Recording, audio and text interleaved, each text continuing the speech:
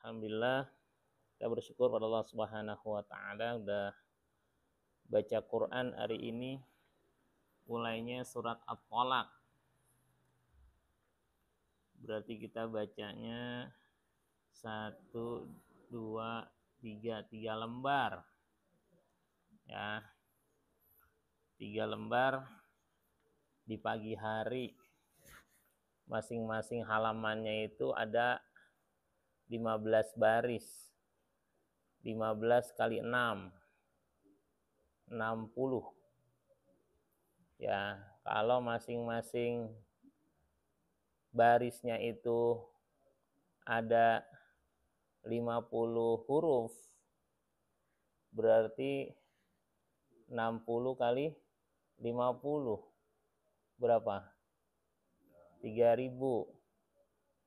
Ya, jadi 3.000 kebaikan insya Allah. Ya, kalau kita ikhlas karena Allah, udah dia terkumpul di timbangan kebaikan kita. Ya.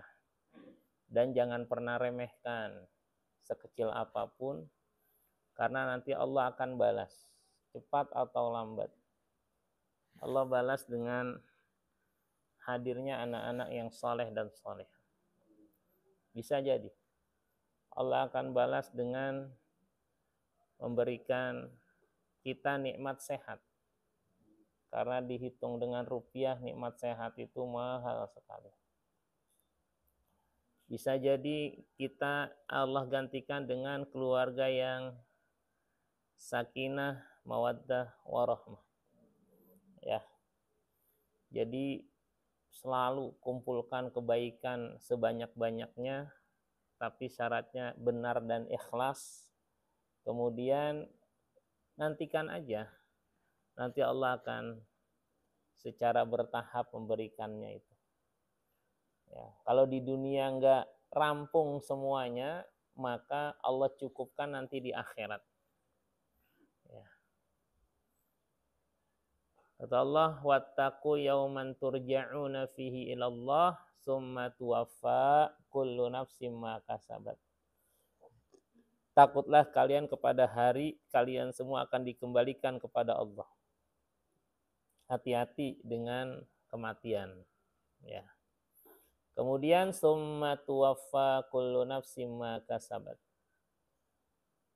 Kalian akan dicukupkan apa yang sudah. Summa tuwaffa kullu nafsin, setiap jiwa akan dicukupkan, disempurnakan tuh balasannya. Ya, maka sabat apa yang pernah diusahakannya di dunia. Wahum la yudlamun, dan mereka tidak akan terzolimi. Zalim itu lawannya adil. Artinya kalau yang pernah dilakukan itu pasti dapat. Ya, walaupun di dunia nggak kerekap gitu kan, di akhirat masih ada rekapitulasi akhir. Ya, semuanya itu hadir. Kemarin kawan saya cerita di grup sih, dia pernah download semua komen dia di sosial media. Dari mulai dia beraktivitas sampai saat ini, di-download hampir 3 jam. Semua komen-komen dia. Dan banyak yang membuat dia malu. Komen-komen lagi marah, komen-komen lagi falling in love gitu kan. Komen-komen lagi puber, komen-komen yang dia lagi baik berdakwah, semuanya membuat dia aduh. Sampai komennya gimana nanti ya di akhirat ya. Ini yang di dunia itu kan baru yang kita tuliskan, belum yang kita kerjakan. Karena ada yang kita kerjakan kita nggak tulis di sosial media. Bahkan itu lebih banyak. Sehari paling cuma 1 kali tulisan, dan itu cuma mewakili satu hal aja dari sifat diri kita. Tapi nanti di akhirat semuanya akan hadir. Masya Allah ya. Jadi kalimat apa yang kita ucapkan dan segala macamnya, maka semuanya akan ada masanya. Ya. Tapi sedikit sekali orang-orang tuh yang mensyukuri nikmat Allah. Ya. Kalimatnya itu qalilan.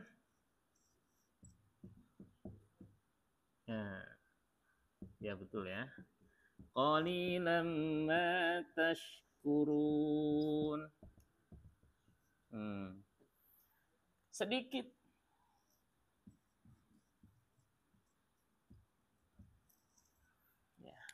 Orang-orang yang bisa bersyukur kepada Allah Subhanahu wa taala setelah Allah Subhanahu wa taala berikan kepadanya as-sama,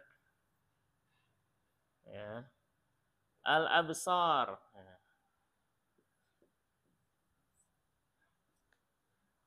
al-afidah. Ini dalam surah Al-Mulk. Qul huwallazi ansha'akum wa ja'ala lakumus sam'a wal absara wal afidah qalilan ma tashkurun. Qul, katakanlah, huwallazi, dialah Allah, ansha'akum, menciptakan kalian, menumbuhkan kalian, memberikan kenikmatan hidup di dunia ini. Wa ja'ala lakumus sam'a, ada potensi kalian bisa mendengar. Wal absar, ya, bisa ngelihat. Wal afidah, bisa merasakan, bisa berpikir, bisa menghayati. Tapi kata Allah, qalilan ma tashkurun, sedikit sekali yang bersyukur. Gimana terjemahnya Pak Iwan? Gimana terjemahnya Pak? Siapa namanya? Kok lupa saya? Pak Budi. Sengaja saya nggak sebutin ayatnya. Kira-kira enggak? Surah ayat berapa, Bu? 23. Surahnya surah Al-Mulk. Gimana terjemahnya? Pak Zakaria nih spesialis. Dialah yang menciptakan kamu dan menciptakan pendengaran, penglihatan, dan hati nurani bagi kamu. Tapi sedikit sekali kamu bersyukur. Iya, ya. Mensyukuri nikmat Allah. Ini yang paling dekat nih. Belum yang lain, nikmat yang hadir pada diri kita tapi sering kita lupakan. Ya, selalu kalau kita lihat, berpikir, berhitung nikmat yang di luar. Ya, jadi kalau sesuatu yang di luar kebiasaan, baru kita mudah bersyukur. Tapi kalau yang sifatnya rutin, biasanya itu nggak kita syukuri. Kita senangnya itu yang momentum-momentum gitu. Ya, tahu-tahu ada anak lulus gitu kan, alhamdulillah ya Allah gitu kan. Ya, tahu-tahu ada yang ngasih rejeki, ya bagi hadiah, ya pulang dari mana gitu, ya Allah alhamdulillah gitu kan. Pada setiap saat kita dapetin nikmat ini, dan ini baru terasa kalau udah di rumah sakit tuh. Ya, makanya kalau pengen tafakkur alam tuh nggak harus ke pantai. Ya, nggak harus kita ke gunung. Ustaz, kita yuk kali-kali tafakkur alam, kita ke gunung. Menghayati ciptaan Allah gitu kan. Coba kita ngaca aja, kita lihat tuh kekuasaan Allah pada diri kita. Kata Allah, wa fi anfusikum afala tubsirun. Nah, Allah sampai tanyakan gitu tuh. Surat apa ya? Ingat gak? Bukan Yasin. Nih sambil saya cari ya. Sambil saya murojaah. Wa fi anfusikum afala tubsiruna wa fis samai rizqukum wa ma tu'adun. Fa wa rabbis samai wal ardh. Nah, suratnya surat Az-Zariyat ya.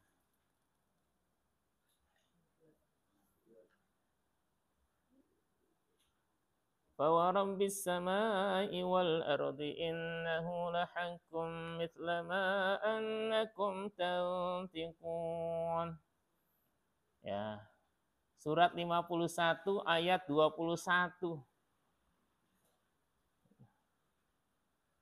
Dari mulai ayat 20 21 ya. 22. Nah, ini Allah ngajakin ya kita berinteraksi dengan ayat 20 sampai 22. Kata Allah, wa fil ardi ayatul lil muqinin. Di bumi ini ada tanda-tanda kekuasaan Allah, ayat. Ya, jadi ayat itu bukan cuma Quran, ayat Quran disebut ayat qauliyah. Nah, yang sering kita kurang memahami yaitu ayat-ayat kauniyah. Ayat tanda, ayat artinya tanda ya. Ayat tanda-tanda kekuasaan Allah yang ada di bumi ini. Kata Allah, wa fil ardi ayatul lil muqinin. Di bumi ini ada tanda-tanda ibrah, ada dalil yang jelas atas kekuasaan Allah Subhanahu wa taala kepada makhluknya. Tapi li ahlil yakin bisa dilakukan cuma kepada orang-orang yang betul-betul yakin bi annallaha huwal ilal haq. Ya, bahwa Allah adalah Tuhan yang benar, wahdah la syarikalah, satu-satunya, enggak ada sekutu baginya. Ya. Wa fil ardi ayatul lil muqinin. Maka di bumi ini kita lihat fantasyiru fil ard panduru kaifa kana akibatul mukadzibin. Coba bertebaran di muka bumi ini, coba perhatikan deh orang-orang yang mendustakan nikmat-nikmat Allah. Nah, kemudian bukan cuma di bumi, di ayat berikutnya ayat 21-nya gimana terjemahnya? Wa fi anfusikum, dan juga pada diri kalian. Iya, apakah kamu tidak melihat tanda-tanda kekuasaan Allah? Afala tubsirun. Ini namanya kita muhasabah. Kita melihat diri kita sendiri, begitu banyak nikmat yang Allah berikan kepada kita, ya.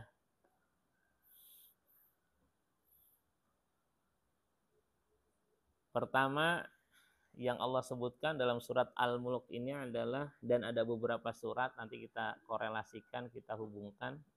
Ya, ada di dalam nanti suratnya surat ke-7 satu-satu nanti ya. Sama ayat surat ke-16 ya. Ya. Nanti.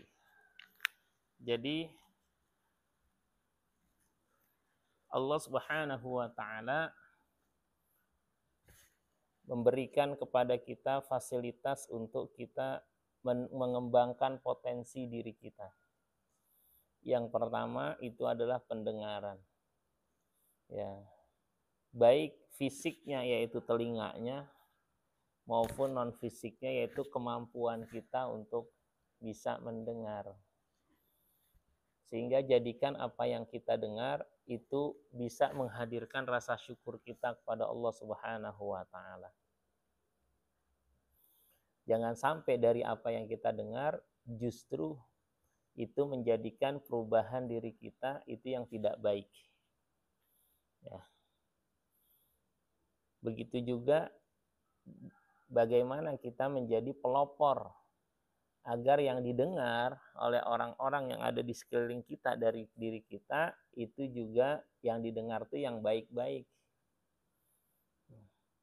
Karena salah satu cara mendidik anak-anak kita khususnya balita itu adalah memperdengarkan. Ya. Cara belajar Quran termasuk yang metode paling mudah itu adalah dengan metode sima'i. Sering mendengarkan. Ngaji itu yang paling digandrungin adalah ya Rasulullah. Itu adalah dengar. Ya. Kalau udah mulai nulis capek, apalagi udah mulai ngafal, berat. Ya. Ngapal tuh berat. Ya. Kalau kita ngapal sendiri mungkin bisa lancar. Tapi kalau udah disetorin biasanya ada aja ya. Ya, ada aja yang kurang pas ya. Semalam saya ngajarin agak lama juga tuh. Jadi doa yang saya ajarkan dari Quran, doanya Rabbana afrigh alaina sabra wa tawaffana muslimin. Nah, ada yang saya suruh hafalin kan gampang gitu kan, bagi saya. Tapi ternyata enggak bagi orang-orang tertentu. Ya. Rabbana afrigh alaina sabra wa tawaffana iya lo bulak-balik sampai lebih dari 10 kali gitu kan, Pak, tawaf. Nah, tapi ini tawaf. Wa tawaffana karena dia senang dengung ya. Saya bilang ini enggak dengung. Wa tawaffana muslimin. Nah, akhirnya apa? Metode simak, dengerin dulu aja, dengerin. Ya. Alhamdulillah tuh. Ya, senyum-senyum, Pak, sabar ya. Ya, kalau ngaji, ya kalau cuma dengerin doang mungkin kita bisa. Tapi mengucapkan apa yang kita dengar belum tentu tepat. Ya. Makanya Rasulullah SAW itu membacakan di hadapan malaikat Jibril, ya, membacakan. Ya. Fa'idha qara'nahu fattabi' Qur'ana. Kalau kami udah bacain, ikutin bacaannya. Itu namanya metodenya kalau baca Quran tuh, ya kalau kami ya nyebutnya metode baca simak. Ya, ketika Jibril lagi baca, disimak.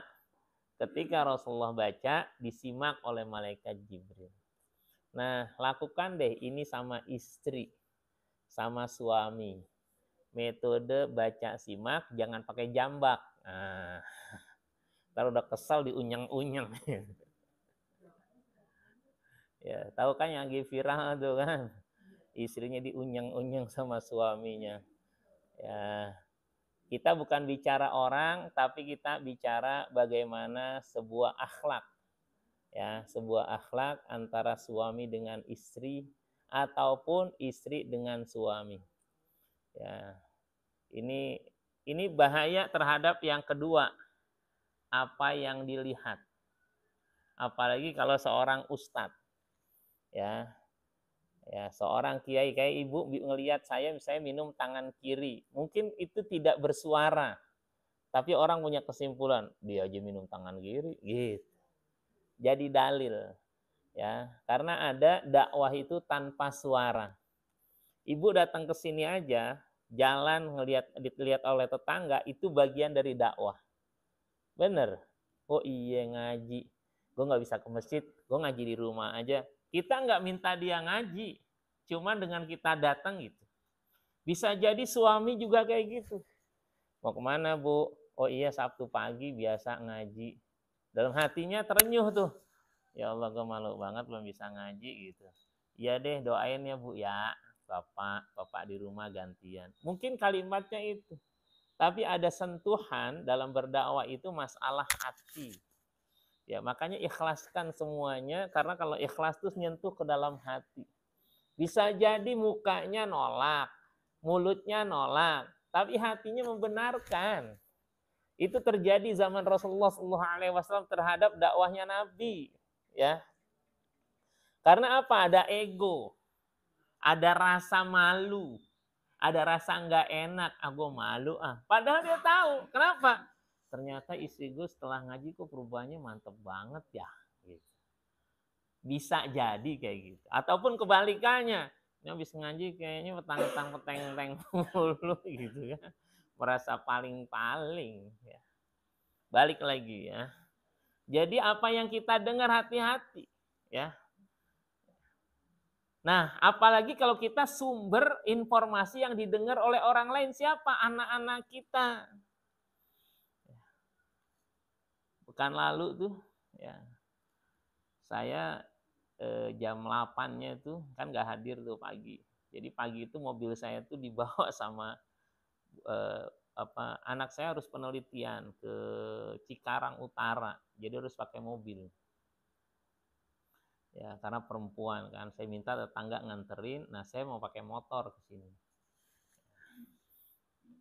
Nah, kemudian karena punggung ini agak cedera, jadi nggak mungkin pakai motor. Oke, saya izin tuh pada subuh. Saya ngelihat pada subuh gimana kalau dia bener bangun tidur tuh nggak enak di sini. Waduh, ngeri dah. Ya udahlah, akhirnya saya pagi-pagi nggak dulu, pakai izin. Ya. Nah, saya ikut pelatihan siangnya. Pelatihan namanya anti bully di sekolah. Yang isi psikolog, teman saya juga. Nah, kemudian beliau bertanya kepada audiens, ya, gimana sih kondisi anak-anak remaja sekarang, khususnya dalam konteks bicara tentang bully. Tahu-tahu saya ditunjuk Ustaz Furqon, aduh saya ya, kalau kenal gitu, karena nggak ada yang mau nanya lagi, tahu saya biasa ngobrol kali, biasa ngomong. Saya cuma cerita, saya bilang gini, ini pernah saya ceritakan, wallahu alam ya, saya juga lupa ya, karena banyak ya diilustrasi. Ada 3 tempat saya mencoba mengamati bagaimana lisan anak-anak kita. Ya. Yang pertama itu di sekolah, karena kita di sekolah, di SMA saya bilang, anak SMA kita lagi istirahat tuh, tahu-tahu ada yang ngomong anjing gitu kan.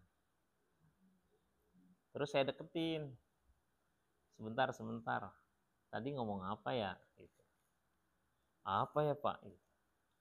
Oh, saya tanya temennya kan, dia ngomong apa tadi? Iya Pak, ngomong ini. Gitu. Kaget dia wajahnya. Ya, tolong diperhatikan. Itu di SMA. Nah, saya kalau Jumat sore itu kan, kayak kemarin saya main futsal biasanya. Nah, gantian sama siswa. Jadi jam 4 itu, sampai jam 4 siswa, jam 4 ke atas itu pegawai, termasuk saya. Nah, sambil nunggu ya, saya duduk ya, nyiapin perlengkapan tuh, sepatu ya, sambil ngelihat aja anak-anak. Baru sendiri saya. Ya, kerajinan gitu kan, cuman pengen duduk aja sambil ngelihat siswa, observasi. Ternyata kalimat itu keluar juga. Bahkan ada kata itu yang lebih kasar dari itu, saya ngomong aja belum pernah seumur hidup saya. Ya, seumur hidup saya, alhamdulillah nggak ngomong-ngomong yang begitu-begitu ya. Ya, langsung tuh saya panggil, sini. Kaget dia. Saya ngajarnya SMA, dia anak SMP. Kamu ngomong apa tuh? Diam dia langsung. Siapa langsung panggil temannya tuh, iya Pak, dia begini-begini. Kamu SMP mana? Sebutin nama SMP-nya. Kamu tinggal di mana? Tinggal di sini. Bilang, oh. Ya, kemudian ada pejabat sekolah, saya panggil, Pak. Nah, kamu saya foto ya, saya foto. Kamu ceritain ke Bapak ini apa yang udah kamu ngomongin. Kaget juga tuh gurunya. Itu yang kedua. Yang ketiga di rumah.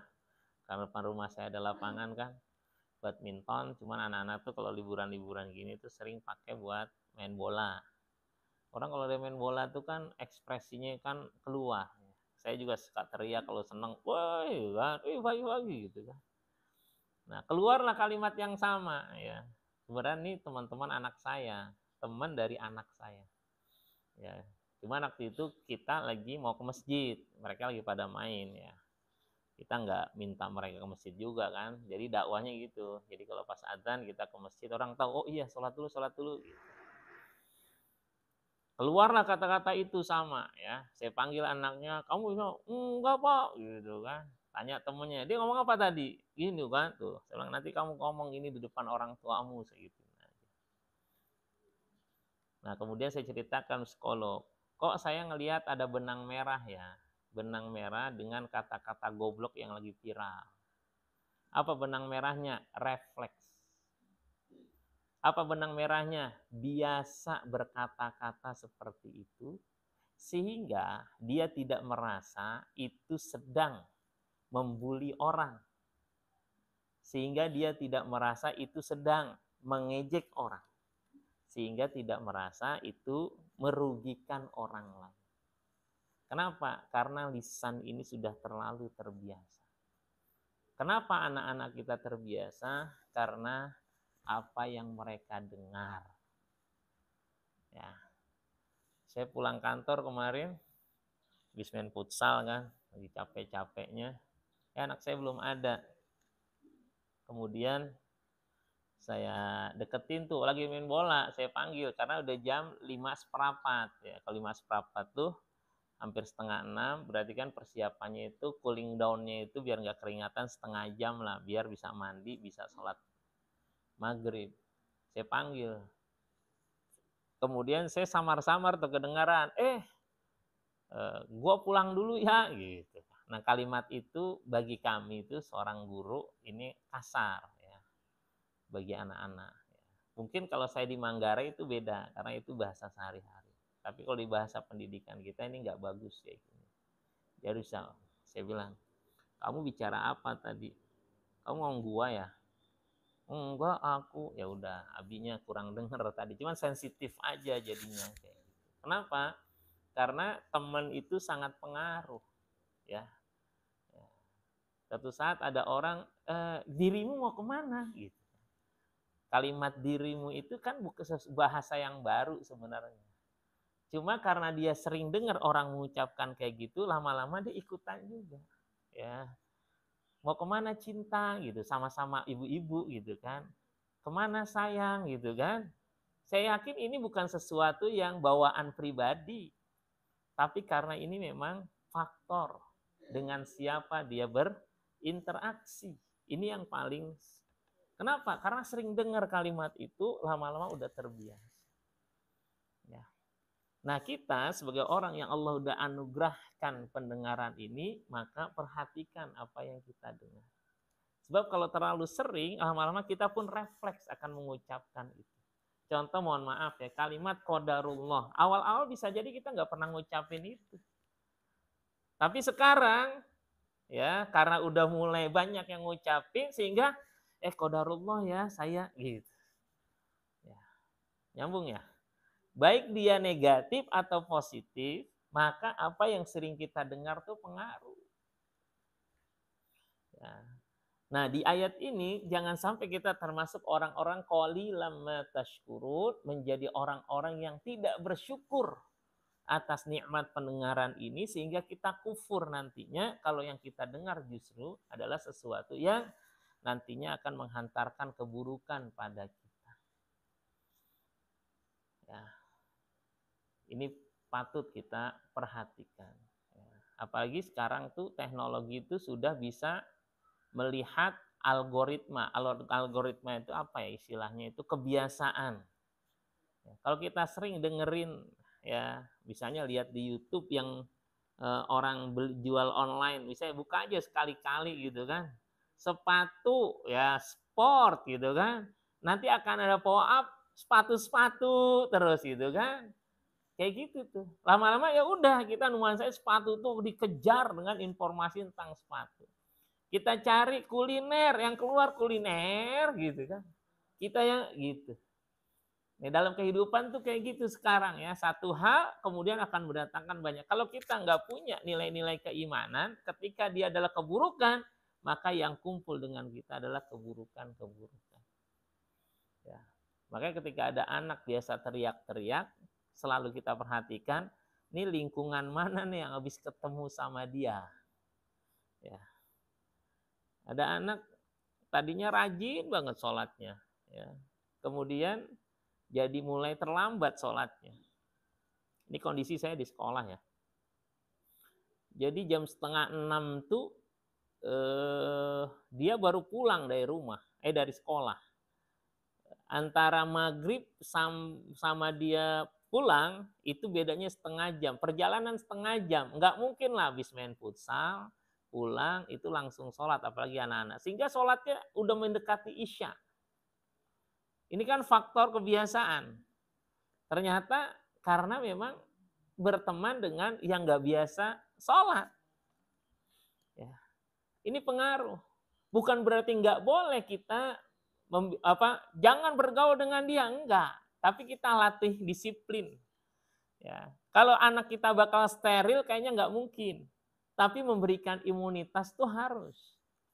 Ya, termasuk dari apa yang kita dengar, yang didengar oleh anak-anak kita ajarkan. Ya kamu lagi dengerin apa tuh, gitu kan? Ya. Kamu lagi lihat apa tuh yang kedua? Ya. Karena semuanya akan ada pertanggungjawaban di hadapan Allah Subhanahu wa Ta'ala.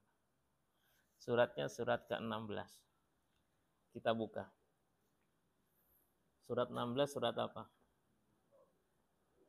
Ya. Saya agak bimbang 16 atau 17. Inna sam'a wal basara wal fuada kullu ulaika kana anhu mas'ula. Ayat berapa? Surat apa? Ayat berapa? Ayat, iya suratnya surat An-Nahl. Sebentar ya, adanya sebelah kanan. Agak ketuker nih saya.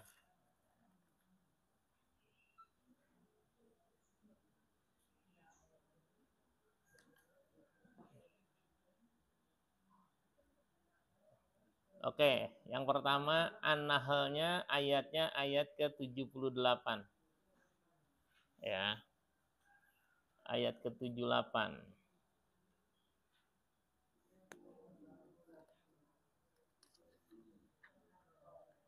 Boleh baca. Saya baca Arabnya ya. Wallahu akhrajakum min butuni ummahatikum la ta'lamuna syai'a wa ja'ala lakumus sam'a wal absara wal af'idah la'allakum tashkurun. Gimana terjemahnya? Allah mengeluarkan kamu dari perut ibumu dalam keadaan tidak mengetahui sesuatu apapun, dan Dia memberimu pendengaran, penglihatan, dan hati nurani agar kamu bersyukur. Ayat 7 berapa tadi? 78. Terus ayat surat 17 ayat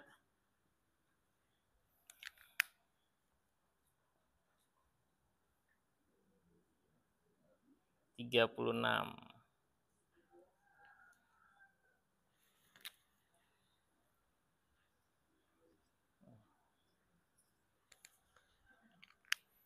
Jadi ayat itu kalau ini qalilam matashkurun sifatnya informasi. Udah dikasih nikmat, pendengaran, penglihatan, hati nurani, masih nggak bersyukur. Nah, kalau ayat yang surat 17, ini kata Allah, wallahu akhrajakum min butuni ummahatikum la ta'lamuna syai'ah. Allah keluarkan kalian dari perut ibu kalian, itu nggak punya ilmu.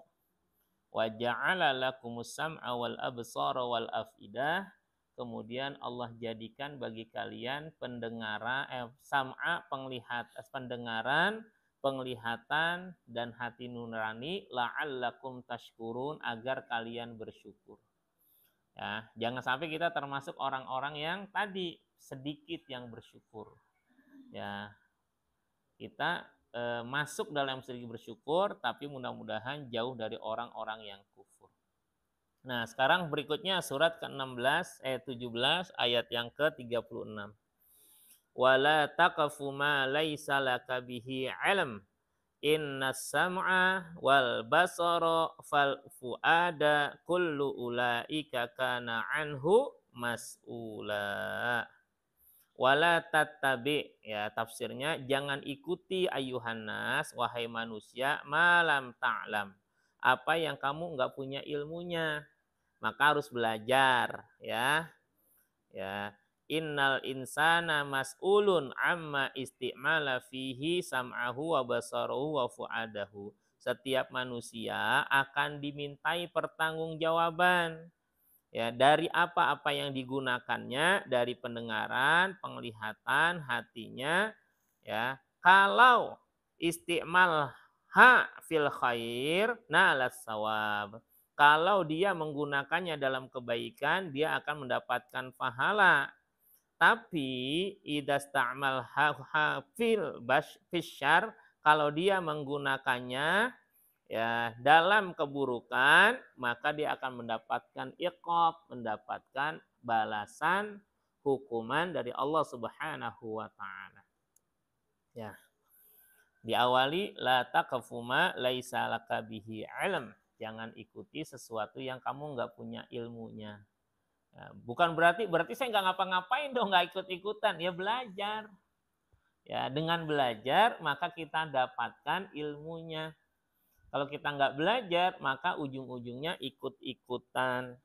Ya, maka kata Allah harus tuh ya bagaimana kita edukasi pendengaran kita didik, kita jaga pendengaran kita jaga penglihatan kita, dan juga apa yang kita pikirkan agar apa? Agar kita selamat dari pertanggungjawaban Allah Subhanahu wa taala. Ya. Karena kullu ulaika kana anhu mas'ula, semuanya akan dipertanggungjawabkan di hadapan Allah Subhanahu wa taala. Ya, apa yang selama ini kita dengarkan, apa yang selama ini kita lihat. Ya, ada status para penghafal Quran tuh bagus banget ya. Ya, bagi saya. Ya. Jadi sahabat Quran itu adalah ketika dia waktu murojaahnya lebih banyak daripada waktu buka handphonenya gitu. Itu sahabat Quran tuh gitu. Jadi kan kalau sabda Nabi gini ya, Iqra'ul Quran, bacalah Quran karena dia akan menjadi syafaat bagi para sahabat-sahabatnya. Nah, sahabat Quran adalah orang yang waktu dengan Qurannya lebih banyak daripada waktu dengan handphonenya. Ustadz, kan Quran saya dalam handphone. Alhamdulillah. Ya kan? Sekarang tinggal dihitung aja. Buka aplikasi Quran sama buka aplikasi yang lain, banyakan yang mananya. Nah, bukan cuma sekedar kejujuran saat ini, tapi kita coba ya gunakan. Ya, kalau handphone misalnya kita mulai batasi. Khususnya, nih karena kita belajar dari apa yang dilihat, jangan sampai nanti anak-anak kita ngelihat bahwa kita itu adalah orang yang nggak perhatian kepada mereka karena kita sibuk dengan handphonenya. Maka dibatasi tuh kalau ada acara lagi kumpul keluarga, misalnya anak pulang gitu kan, udah taruh dulu handphonenya. Suami pulang, taruh dulu handphonenya. Ada istri, taruh handphonenya takut ketahuan. Oh beda. Ya. Untuk apa? Untuk ngobrol. Untuk diskusi. Ada tulisan di tempat umum di mana tuh cukup bagus tuh. Ya. Intinya gini ya. Off dulu handphonenya, silahkan ngobrol dengan teman sebelahnya. Gitu ya. Ya, coba deh lihat di kereta tuh, sepanjang kalau di kereta semuanya lagi begini ya. Sampai nggak kenal di sebelahnya siapa. Termasuk di majelis-majelis kajian kadang-kadang itu sibuk dengan sendirinya. Sebelahnya nggak pernah ngobrol, namanya nggak tahu. Mbak, itu yang sebelah siapa tuh yang sering pakai jilbab hitam? Siapa ya? Saya nggak kenal. Kan udah sering datang. Iya, orang kitanya nggak mau. Ya, openan sama orang. Ya, padahal kata Nabi, afsyus salama bainakum, tebarkan salam di antara kalian. Salam tuh bukan cuma assalamualaikum udah selesai, enggak. Kan ada mujamalah. Kenapa ya gini, makan bareng? Oh, Masya Allah. Enggak begini deh, assalamualaikum. Begini deh. Iya, Masya Allah. Ya, tapi ingat ada qiyamulailnya juga, bukan cuma kasih makan. Iya. Ya. Jadi juga penting tuh. Ya, karena mereka ngelihat apa yang kita kerjakan, orang tuanya kayak gini gitu. Ya, kadang-kadang saya juga akan teledoran juga tuh pulang kantor, tahu-tahu langsung udah deh. Matiin dulu, taruh dulu gitu. Ya, nah kalau dalam sendirian maksudnya udah selesai ngobrol-ngobrol ya silahkan. Apalagi kalau kita bisa ngasih tahu, aku izin sebentar ya, nih balesin chatnya ada ini nih kayak gitu. Ya, jangan sampai ada curigation, ya kecurigaan. Lagi ini kok kayaknya gitu kan, fokus ke yang lain, jangan. Ya, nanti kalau dia diam bisa jadi akan dendam. Karena ngelihat kita ujung-ujungnya kan dendam dia. Ntar lihat ini gantian gitu kan. Pas kita lagi dikacangin ya, diacuhin kayak gitu, kita protes. Loh orang bapak gitu kemarin waktu aku ngobrol gitu kan. Nggak harmonis gara-gara hal yang kecil. Ya. Makanya hati-hati dengan Tuhan 5 inci. Ya, ini Tuhan 5 inci ini hati-hati. Karena sebelum tidur kita buka Quran, bangun tidur buka Quran, buka handphone, ya, sebelum tidur, bangun tidur, bahkan ya dia kalau istri nggak pulang dia nggak nanyain, tapi kalau handphonenya nggak ada dia belingsatan dah tuh kan. Astagfirullahaladzim. Kalau dulu saya tuh istilahnya itu kasih ilustrasinya itu, dulu kalau ayam nggak pulang dicariin tuh sore-sore nih nyari, mana ya ayam belum pulang gitu kan. Anaknya belum pulang nggak pernah dicariin. Sekarang berubah nggak ayam, kucing. Iya betul kan. Kalau dulu orang dulu kan ayam, ya. Kalau sekarang kucing ya, karena ada tuh nyari di bawah mobil gitu, nyari apa Bu? Kucing belum pulang gitu kan. Dicariin ya. Ya karena memang begitu tuh kondisinya sekarang. Anak saya juga di rumah sekarang ada kucing tuh karena anak saya kuliah kedokteran hewan kan. Nah, kemudian pulang bawa kucing.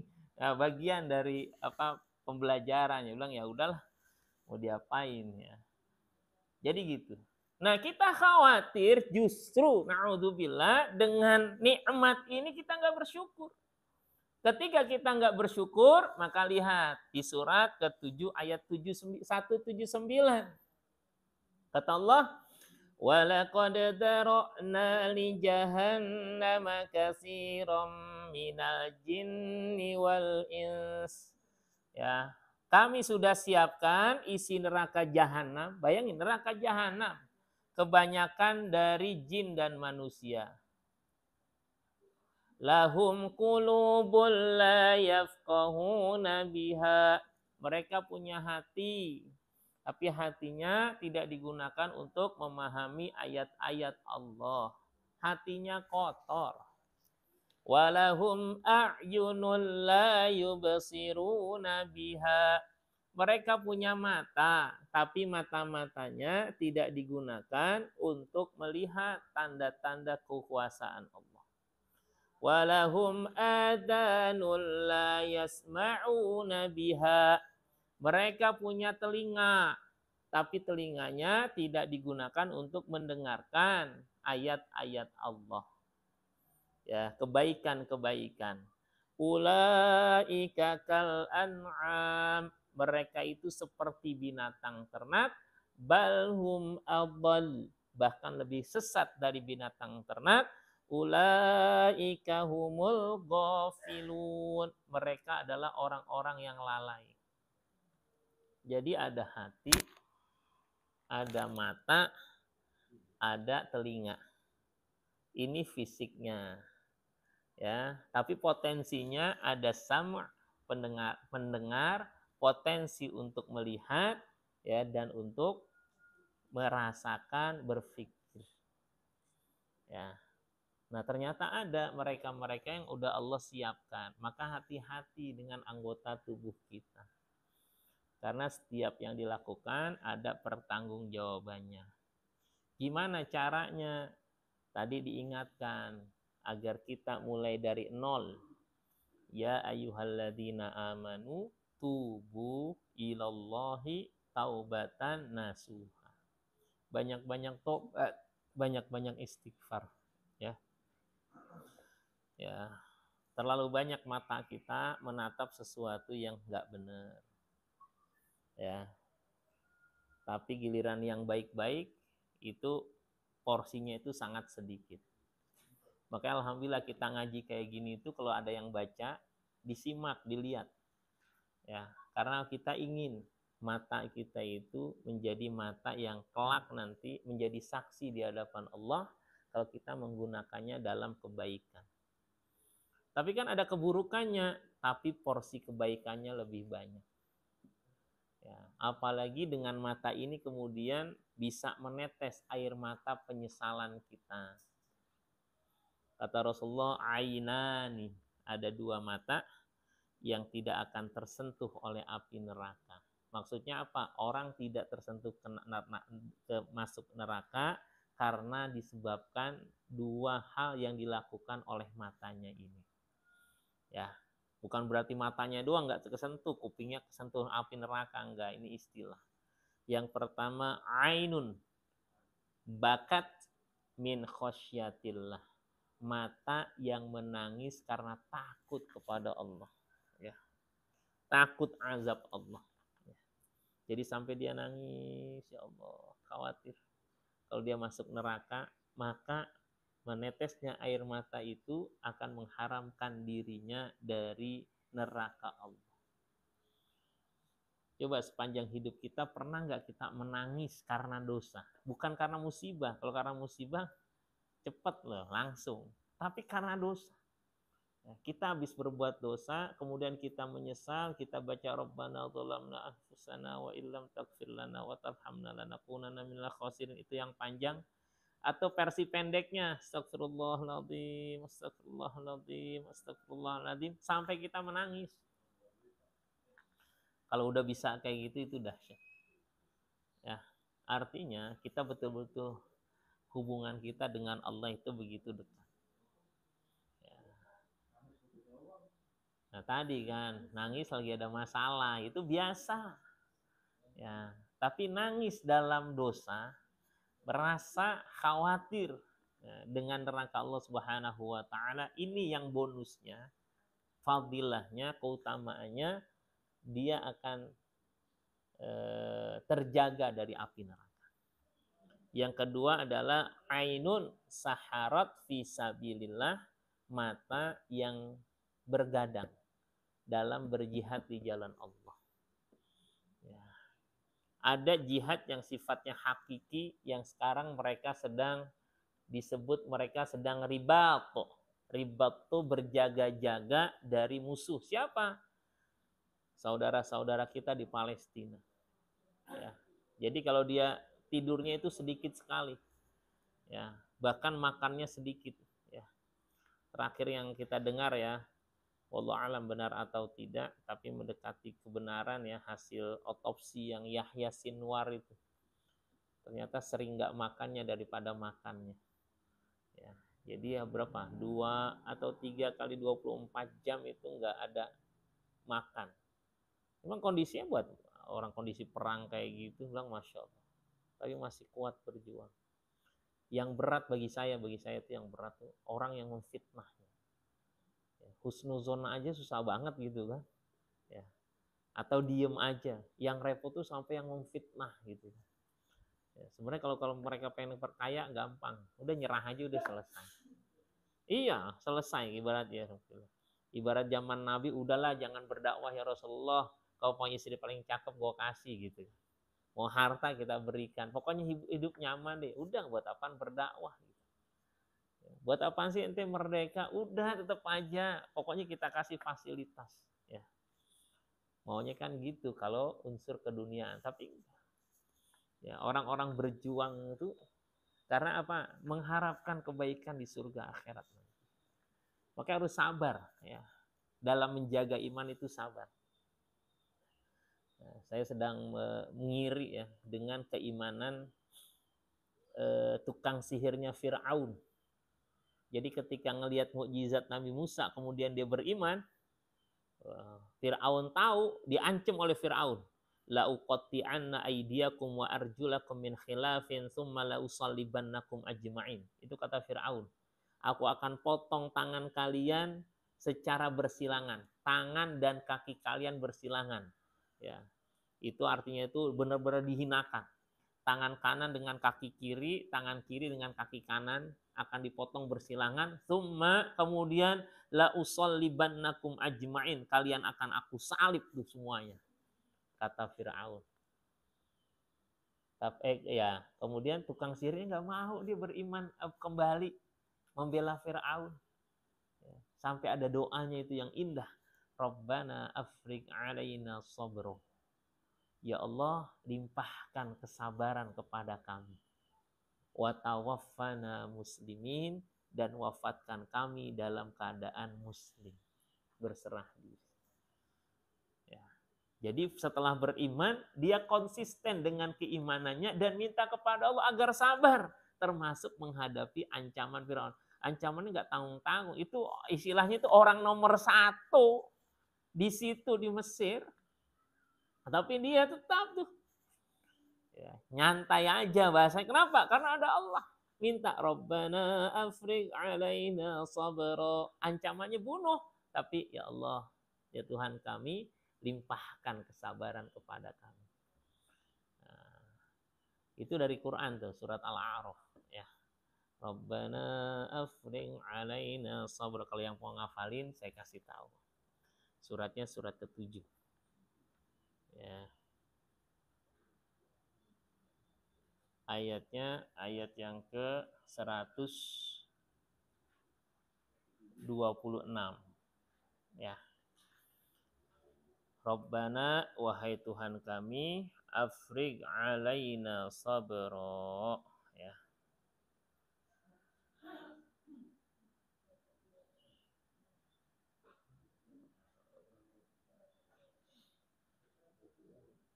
Ya betul ya, 126. Ya.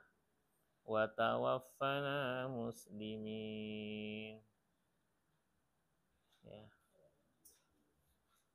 Rabbana afid alaina sabron aziman. Ya Allah, limpahkan kepada kami kesabaran yang utama, kesabaran yang besar. Wa tabatan alaih, dan senantiasa komitmen dengannya. Ya. Wa tawaffana, wafatkan kami ya dalam keadaan mengikuti risalah Nabi Musa ya. Jadi kisah Nabi Musa, Fir'aun dan tukang sihirnya. Ya. Jadi kalau kita kan nggak tahu nih akhir hidup kita sampai kapan, apakah tetap bertahan keimanan kita nggak pernah tahu. Maka doa kita agar wafat dalam keadaan berserah diri. Bahkan di doa yang lain wafatnya itu bersama orang-orang baik. Wa tawaffana ma'al abror. Ya kan? Surat Ali Imran. Rabbana innana sami'na munadiyan yunadi lil imani an aminu bi rabbikum fa amanna. Rabbana faghfir lana dunubana wa kaffir anna sayyiatina wa tawaffana ma'al abror. Nah, jadi usia enggak muda lagi kita minta wafatnya dalam keadaan baik. Nah, belajar dari kisah tukang sihir Fir'aun, baru dia belajar agamanya, baru ya, tapi udah diuji ya, baru berimannya tapi udah diuji, kemudian agar tawaffana muslimin, ya, wafat dalam keadaan berserah diri. Ya. Ini kemarin ada mu'alaf baru masuk Islam hari Kamis. Ya. Saya pimpin ternyata nggak bisa ngomong bahasa Indonesia. Orang Cina. You are Chinese? Yes. Can you speak Indonesian? No. Chinese and English. Oke. Mulai itu. Saya ajarin doa pada keluarganya semuanya. Doanya ini. Rabbana afriq alaina sabra. Agar bersabar. Karena kalau enggak balik lagi dia. Ya. Kalau udah balik tuh naudzubillah kalau dia bawa istrinya yang tadi muslimah ya.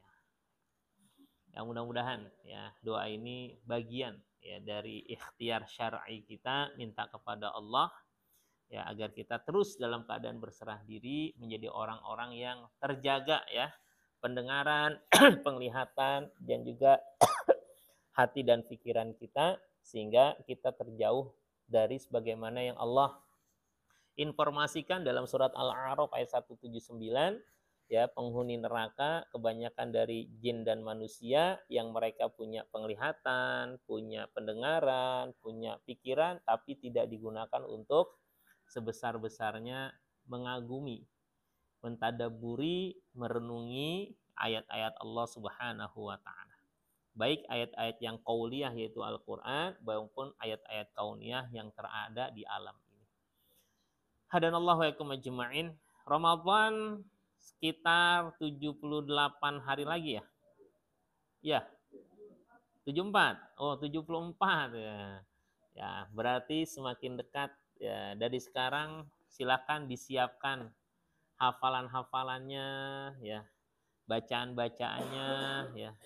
Anak-anak juga disiapkan. Ibu-ibu udah selesai bayar utang semuanya? Puasa? Nah, kalau udah berarti anak-anaknya diingetin. Baik laki maupun perempuan, ya kali aja karena sakit atau apa, mumpung ya belum. Ya karena bayar utang sama hukumnya adalah wajib ya karena kewajiban yang tertunda ya karena kemarin enggak kemudian digantikan. Ya jangan sampai lengah tuh. Ya seminggu pengen Ramadan baru pengen bayar utang. Walaupun boleh-boleh aja tapi kok kita sebagai orang tua kok nggak perhatian. Ya perhatiannya bukan cuma makan dan minumnya, bukan cuma pendidikan formalnya, tapi ibadahnya juga diperhatikan. Termasuk suaminya ya, buat nuansa suami istri ya, bersama-sama membangun keharmonisan khususnya di bulan Ramadan. Karena di Ramadan itu ada kalimat tentang suami istri, hunna libasul lakum wa antum libasul lahun, artinya suami dan istri juga saling menjaga dalam kebaikan. Ya, kalau misalnya istrinya rajin ngaji, suaminya belum, ya didoakan, diajak-ajak ya. Kalau nggak bisa diajak ke sini, ya udah di rumah aja. Buat acara tilawah bareng. Bareng waktunya, bacanya masing-masing nggak ada masalah. Ya, misalnya namanya Quran Time. Waktunya Quran setiap malam Rabu, hari dari maghrib sampai Isya, silakan. Kalau nggak bisa tiap hari, ya, atau ba'da subuh misalnya karena masih kosong kan, subuh tuh sekarang masih pagi banget ya kan. Kerjanya berangkatnya jam 6, tidur itu tanggung, ya udah kumpul masing-masing baca Quran. Ya. Nggak bisa semuanya, ya misalnya surat-surat tertentu silahkan nggak ada masalah. Yang penting interaksi dulu dengan Quran. Baik ya, mudah-mudahan berkah dan manfaat. Semoga Allah berikan berkahan buat kita semua. Subhanakallahumma wabihamdika asyhadu an la ilaha illa anta astaghfiruka wa atubu ilaik. Assalamualaikum warahmatullahi wabarakatuh.